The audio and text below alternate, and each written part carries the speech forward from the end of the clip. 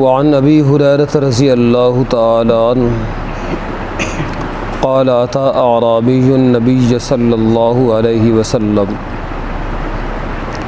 فقال دلنی علی عمل اذا عملته دخلت الجنہ قال تعبد اللہ ولا تشرک به شیئا وتقیم الصلاة المکتوبہ وتؤدي الزکاة المفروضہ وتصوم رمضان۔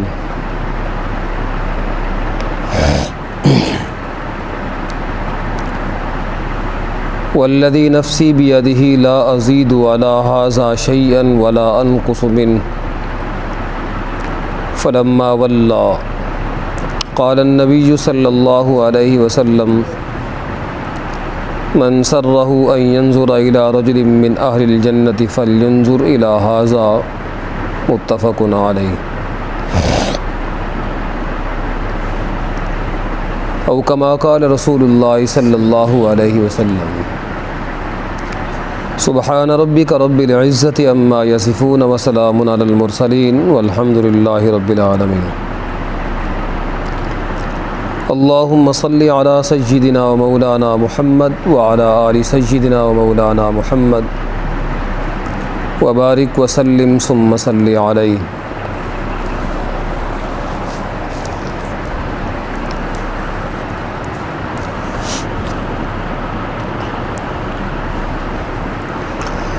حضرت ابو ہریرہ رضی اللہ تعالی عنہ فرماتے ہیں نبی علیہ السلام کے پاس ایک اعرابی آدمی، دیہات سے آنے والا ایک آدمی آیا اور آپ صلی اللہ علیہ وسلم کو کہنے لگا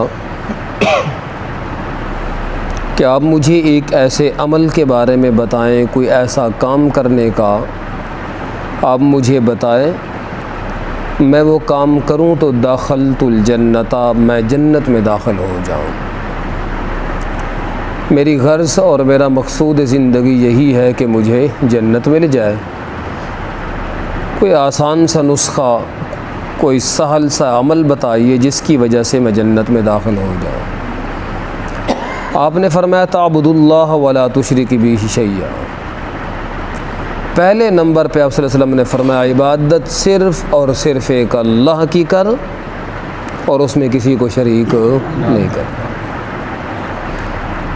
یہ پہلا عمل ہے۔ عبادت غیر کی ہوئی تب بھی جنت نہیں مل سکتی۔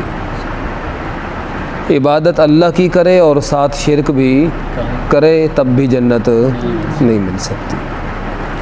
تو آپ صلی اللہ علیہ وسلم نے اس دیہاتی آدمی کو یہ کہا، دور سے آنے والا، کبھی کبھار اس کا مدینہ طیبہ آنا ہوتا، مسلمان ہو گیا اور ابھی دین نازل ہو رہا تھا، قرآن نازل ہو رہا تھا، کچھ احکام نازل ہو چکے تھے اور کچھ نازل ہونے والے تھے، تو اس نے کہا کہ مجھے ایک ایسا عمل بتائیے، میں گھر چلا جاؤں، واپس چلا جاؤں گا، پتہ نہیں ملاقات پھر ہو یا نہ ہو، آپ سے دوبارہ ملنے کا موقع زندگی دیتی ہے یا نہیں دیتی، تو مجھے ایک کام آپ بتا دیں، میں وہ کام کرتا رہوں، اگر اسی پہ میری موت آ جائے تو میں جنت میں چلا جاؤں۔ تو آپ نے فرمایا تعبد اللہ ولا تشرک به شیئا۔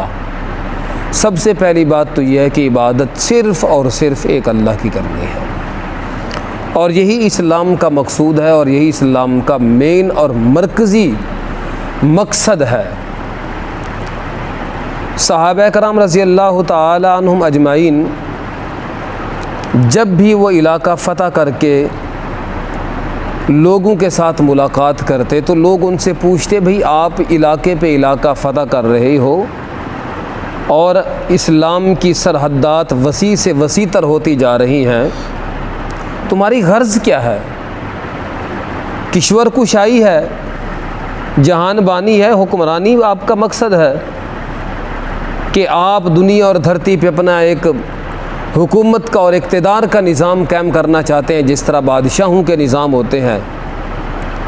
آپ عرب سے نکل کے عجم میں پہنچ چکے ہیں، تو آپ کا مقصد کیا ہے؟ اگر حکومت کو حاصل کرنا ہے تو بے شک کرتے جائیں، کوئی ہمیں تو بھی پتہ چلے۔ تو صحابہ کرام کا ایک ہی جواب ہوتا اخراج العباد من عبادت العباد الی عبادت رب العباد۔ صحابہ کرام یہ کہتے ہیں اخراج العباد من عبادت العباد، بندوں کو بندوں کی عبادت سے نکالنا، مخلوق کو مخلوق کی عبادت سے نکالنا، الی عبادت رب العباد، مخلوق کے رب کی عبادت کی طرف لے آنا، یہ ہمارا مقصد ہے۔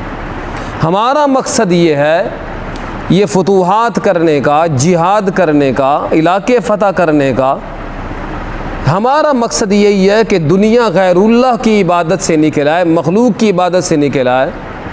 کوئی سورج کی پوجا کرے تو سورج بھی مخلوق، جنات کی پوجا کرے تو جنات بھی مخلوق، انسانوں کی پوجا کرے تو انسان بھی مخلوق، پتھروں کی پوجا کرے تو وہ بھی مخلوق، ملائکہ کی پوجا کرے تو بھی مخلوق، عیسیٰ علیہ السلام کی پوجا کرے تب بھی مخلوق۔ مخلوق کو مخلوق کی عبادت سے نکالنا ہے اور اس مخلوق کے خالق کی عبادت کی طرف لے آنا ہے، یہ ہمارا مقصود ہے اور یہی ہماری غرض ہے۔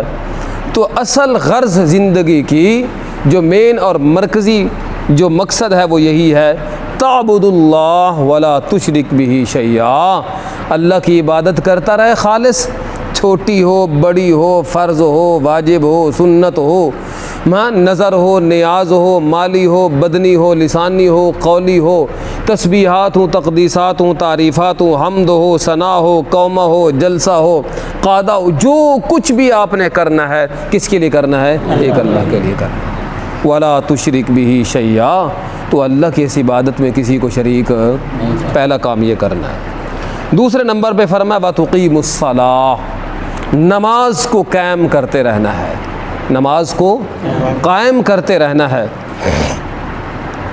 اصل میں جو ہم نماز پڑھنے کا جو ترجمہ کرتے ہیں ہم اپنی زبان میں کرتے ہیں، پڑھنے کا تعلق زبان سے ہوتا ہے، پڑھنے کا تعلق زبان سے ہوتا ہے، تو یہ ہمارے محاورے میں یہ لفظ استعمال ہو گیا ہے کہ ہم نماز پڑھ چکے ہیں، وہ فلاں بندہ نماز پڑھ چکا ہے، یہ ہم اپنی زبان میں یہ بولتے ہیں، اپنے محاورے میں بولتے ہیں، ورنہ اقامت صلاۃ کا جو معنی ہے وہ ادائیگی صلاۃ ہے۔ اقامت صلاۃ کا معنی کیا ہوتا ہے؟ ادائیگی صلاۃ۔ ادائیگی کا مطلب ہوتا ہے ادا یؤدی کا معنی ہوتا ہے کسی عمل کو ادا کرنا، بجا لانا۔ تو جس وقت انسان نماز پڑھتا ہے تو عربی میں اس کو پڑھنے سے تعبیر نہیں کرتے، عربی لغت میں اسے ادائیگی سے تعبیر کرتے ہیں کہ فلاں بندہ نماز ادا کر چکا ہے۔ تو وہ ادا کرنے کا مقصد یہ ہوتا ہے جس طرح فرض ہوئی ہے، جو طریقہ کار ہے اسے اسی طریقے پہ ادا کر دیا جائے، اسی طریقے پہ اس کو لاگو کر دیا جائے، اسی طریقے پہ اس پہ عمل کر دیا جائے، اس کو اپنی زبان میں پڑھنے سے تعبیر کرتے ہیں۔ تو پڑھنے کا تعلق تو زبان سے ہوتا ہے، جب انسان کوئی چیز زبان سے پڑھ رہا ہو تو ہم کہتے ہیں یہ اس نے پڑھ لی ہے، تو ہم اپنی زبان جو ترجمہ کرتے ہیں وہ ترجمہ پڑھنے سے جو ترجمہ ہوتا ہے وہ بہتر نہیں ہے، بلکہ ادا کرنے سے جو ترجمہ ہوتا ہے نا وہ بہتر ہوتا ہے کہ فلاں بندے نے نماز ادا کر لی ہے، میں نے نماز ادا کر لی ہے، میں نے عشاء کی نماز ادا کر لی، میں نے صبح کی نماز ادا کر لی، میں نے سنتیں ادا کر لی، تو یوں کہنا زیادہ بہتر ہوگا۔ تو آپ صلی اللہ علیہ وسلم نے فرمایا وَتُقِيمُ الصَّلَاةَ، نماز کو ادا کرتے رہنا، نماز کو ادا کرتے رہنا۔ کیوں؟ اس لیے کہ نماز ایمان کا پانی ہے، نماز ایمان کا پانی ہے۔ جس طرح ایک بوٹے کو، ایک درخت کو، ایک پودے کو پانی لگایا جاتا ہے، جب تک پانی لگتا رہتا ہے تو وہ سرسبز و شاداب رہتا ہے، اگر اس کا پانی بند کر دیا جائے تو چند دنوں کے بعد وہ کیا ہو جائے گا؟ خشک ہو جائے، سوکھ جائے گا اور اس کی موت واقع ہو جائے گی۔ تو نماز ایمان کا پانی ہے۔ حدیث پاک میں آتا ہے الصلاۃ ماء للوحدت، رب کی توحید، عقیدہ توحید کا پانی اللہ نے نماز کو بنایا ہے۔ یہ نماز جب تک پڑھتا رہے گا عقیدے کو پانی ملتا رہے گا اور انسان اپنے عقیدے پہ مضبوط رہے گا، اور نماز اگر ترک کر دے گا آہستہ آہستہ آہستہ آہستہ ایمان سے بھی کیا ہو جائے گا؟ خالی ہو جائے گا۔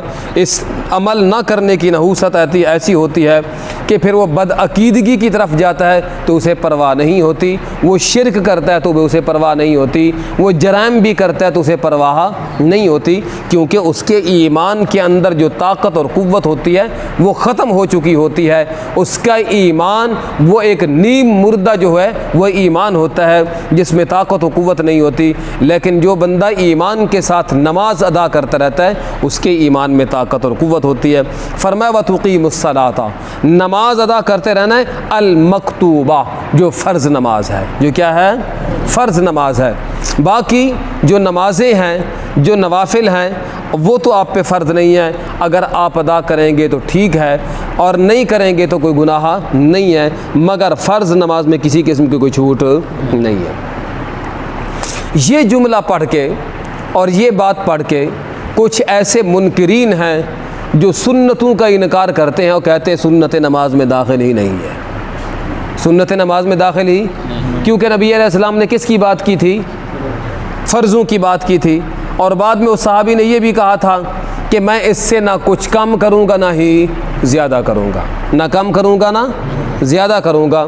تو جو سنتیں ہیں یہ نماز کا حصہ ہیں، یہ نماز کا کیا ہے؟ نوافل نماز کا حصہ نہیں ہوتے، وہ آپ پڑھیں گے تب بھی ٹھیک ہے، نہیں پڑھیں گے تب بھی ٹھیک ہے، تو کوئی نفل کسی فرض کے ساتھ خاص نہیں ہوتا، مگر سنتیں جو ہیں یہ نماز کے ساتھ خاص ہیں۔ کیوں؟ اس لیے کہ یہ آپ نے ایک آدمی کو بتایا تھا، فرض نمازوں کے متعلق بتایا تھا اور اس کو مختصر سا بتایا تھا، مکمل تفصیل نہیں بتائی تھی، ورنہ آپ نے زکوٰۃ کا بھی کہا ہے مگر زکوٰۃ کا نصاب تو یہاں ذکر نہیں ہے، تو پھر زکوٰۃ کے نصاب کا انکار کر دیا جائے، بھئی وہ کوئی نصاب حساب نہیں ہے۔ تو یہ نماز فرض کا ذکر کرنے کا مقصد یہ ہے کہ جو نماز کی ادائیگی ہے اور جو طریقہ کار ہے اسی طریقے کے مطابق نماز ادا کرنی ہے۔ تو وہ سنتوں کا انکار کرتے ہیں کہ سنتیں کوئی نمازوں میں داخل نہیں ہیں، بس فرض ہیں اور فرض پڑھو تو جان چھوڑاؤ، ایسی بات نہیں ہے۔ کیوں کہ متواتر روایات سے، متواتر سے یہ حکم اور یہ عمل تواتر سے ثابت ہے، جب سے پیغمبر اس دنیا میں آئے اور نماز ادا کرتے رہے اور ان کے بعد سے لے کے آج تک پوری امت سنتوں کو ادا کر رہی ہے، پوری امت سنتوں کو ادا کر رہی ہے۔ تو یہ عمل تواتر کے ساتھ ثابت ہے، اور جو عمل تواتر کے ساتھ ثابت ہوتا ہے اس میں کسی قسم کا کوئی شک نہیں ہوتا۔ مثلا نماز کے جو کلمات، اذان کے جو کلمات ہیں یا تکبیر کے جو کلمات ہیں یہ تواتر کے ساتھ ثابت ہیں، عرب ہو عجم ہو، پہلا دور ہو یہ دور ہو، ہر دور کے اندر اذان ایسے دی جاتی ہے اور پوری امت اور پورے مسلمانوں کا اس کے اوپر جو ہے نا وہ عمل ہے۔ آج کوئی بندہ یہ کہے کہ پتہ نہیں یہ جملے پتہ نہیں اس نماز اذان میں داخل ہیں یا اشہد ان محمد رسول اللہ داخل ہیں، یا وہ شک کرنے لگ جائے تو اس کا دماغ خراب ہے، اس کا کیا ہے؟ دماغ خراب، کیونکہ جو چیز تواتر سے ثابت ہوتی ہے اس میں کوئی شک نہیں ہو سکتا، اس میں کوئی شک۔ تو اس لیے پوری امت یہ سنتوں کی ادائیگی کے اوپر کار بند ہے اور ہمیشہ سے ادا کرتی رہی ہے، اور احادیث کے اندر یہ بات بھی موجود ہے، آپ نے ان کی ادائیگی کی۔ جو بھی سنتیں ہیں صحابہ کرام خود یہ کہتے ہیں کہ آپ صلی اللہ علیہ وسلم مغرب کے بعد بھی پڑھتے تھے، ظہر سے پہلے بھی پڑھتے تھے، ظہر کے بعد بھی پڑھتے تھے۔ آپ صلی اللہ علیہ وسلم صبح کی سنتیں صبح کی نماز سے پہلے پڑھا کرتے تھے، اگر سنت نماز کا حصہ نہیں ہے تو آپ کیوں پڑھتے تھے؟ احادیث میں آتا ہے کہ آپ صلی اللہ علیہ وسلم جب اٹھتے تھے صبح کے وقت تو پھر آپ تہجد پڑھتے تھے حتیٰ کہ آذان کا وقت ہو جاتا تھا، حضرت بلال رضی اللہ تعالیٰ عنہ آ کے آذان دیتے تھے، تو آپ آذان کے بعد کوہنی کی ٹیک لگا کے آپ لیٹ جایا کرتے تھے، مکمل طور پہ سوتے نہیں تھے بلکہ آپ کوہنی کی ٹیک لگا کے آپ سو جایا کرتے تھے۔ جب نماز کا وقت ہوتا تو حضرت بلال یا کوئی بھی صحابی آپ کو آ کے بتا دیتا نماز کا وقت ہے، آپ اسی وقت نماز سے پہلے 2 رکعت نماز سنت ادا کرتے تھے۔ اور احادیث میں یہ بھی ذکر کیا گیا ہے کہ ان سنتوں میں آپ کون کون سی صورتیں پڑھا کرتے تھے، کہ پہلی رکعت کے اندر آپ قل یا ایھا الکافرون اکثر پڑھا کرتے تھے، اور دوسری رکعت کے اندر آپ قل ھو اللہ احد پڑھا کرتے تھے۔ مختصر سی صورتیں پڑھ کے آپ سنتیں ادا کرتے اور ادا کرنے کے بعد آپ آ کے جماعت کرواتے تھے۔ یہ سنتیں ضروری نہیں ہیں تو آپ کیوں پڑھتے تھے؟ تو یہ سنتیں کیا ہیں؟ ضروری ہیں۔ یہ سنتیں کیا ہیں؟ جو آدمی بغیر عذر کے چھوڑے گا تو وہ گناہ گار ہوگا۔ اس کے بعد فرمایا کہ آپ نے نماز کو ادا کرنا ہے، اور نماز کیا ہے؟ فرض نماز، اس میں کسی قسم کی کوئی چھوٹ نہیں ہے۔ سنتیں اگر مجبوری ہے، سفر ہے یا بیماری ہے تو آدمی اگر نہ پڑھ سکے تو اس میں کوئی گناہ نہیں ہوتا، مگر انسان کی وہ اپنی جو مجبوری ہے وہ شرعی مجبوری ہونی چاہیے۔ اس کے بعد فرمایا تو ادی الزکوٰۃ المفروضہ، فرض زکوٰۃ جو فرض اللہ نے قرار دی ہے، اس کے علاوہ اگر آپ کریں گے صدقہ ہوگا، زیادہ کریں گے تو آپ کے لیے صدقہ بن جائے گا، مگر جو فرض اور نصاب ہے وہ ادا کرنا ہوگا۔ 3 باتیں۔ چوتھی بات آپ نے فرمائی بات سوم و رمضان، آپ رمضان کے کیا رکھیں؟ روزے رکھیں، رمضان کے روزے رکھیں۔ تو پورا مہینہ رمضان کا، جب سے رمضان کا مہینہ ہوتا ہے 1 سے لے کے 29 تک یا 30 تک، پورے رمضان کے آپ نے کیا رکھنے ہوں گے؟ روزے رکھنے ہوں گے۔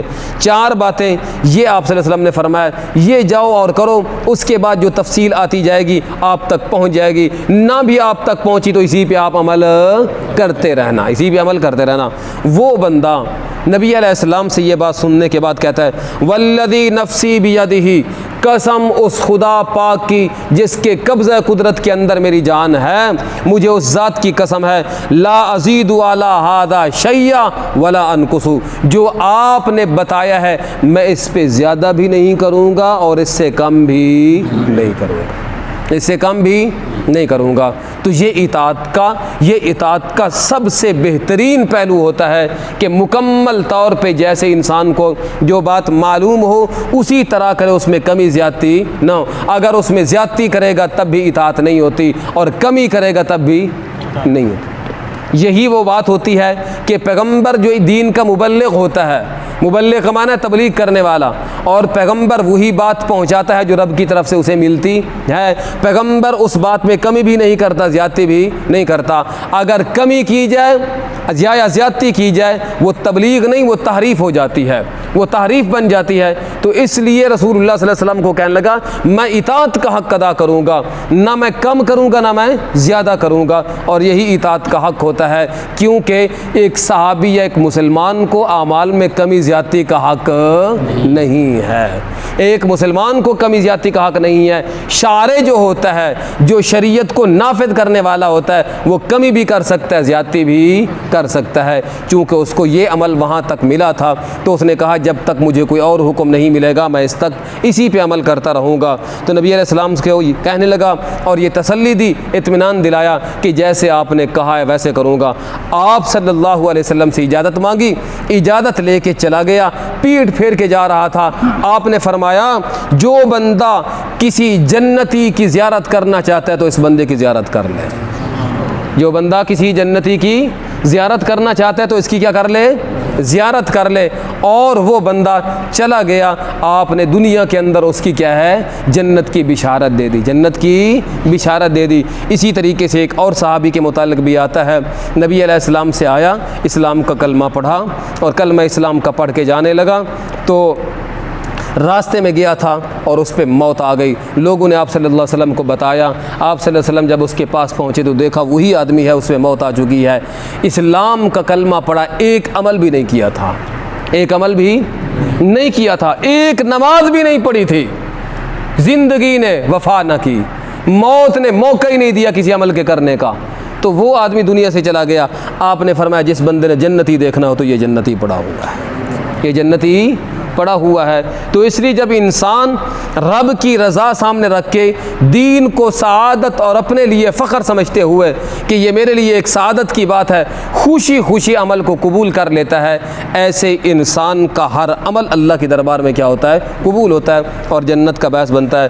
آپ نے فرمایا جس بندے نے جنتی دیکھنا ہو تو دیکھ لے، تو آپ صلی اللہ علیہ وسلم نے دنیا ہی کے اندر اس بندے کو جنت کی بشارت سنا دی ہے۔ تو اس لیے دین تابعداری کا نام ہوتا ہے، دین اطاعت کا نام ہوتا ہے، دین اپنی منمانی کا نام نہیں ہوتا، اپنے سوچ اور اپنی عقل کو دین میں دخل دینے کا نام نہیں ہوتا، دین تابعداری کا نام ہوتا ہے۔ جیسے دین ملا ہے ویسے عمل کرنا ہوتا ہے۔ جب ہم اس میں کیڑے نکالنا شروع کر دیتے ہیں، اتنا تو صحابہ کرام نے بھی کبھی کھود و خرید نہیں کی تھی، جو اہل لسان تھے، جو پیغمبر کے براہ راست شاگرد تھے، جو دین کا بہت بڑا خزانہ رکھتے تھے، جتنا ہم دین کے اندر جو ہے نا حکمتیں نکالنا شروع کر دیتے ہیں۔